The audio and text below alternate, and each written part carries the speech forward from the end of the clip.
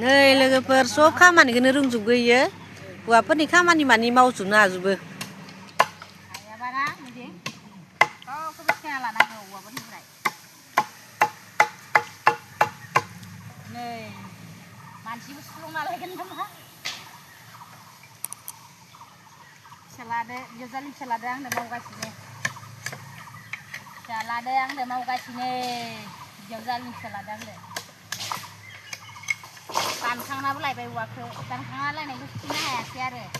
बोनाय माबानाय जोब्बाय नामा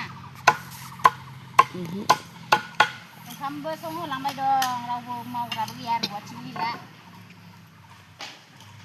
हा इदि मा होनगोन हारसिं नालाय मावखानांसिनखा बिजावजालि गोबां नांगौलै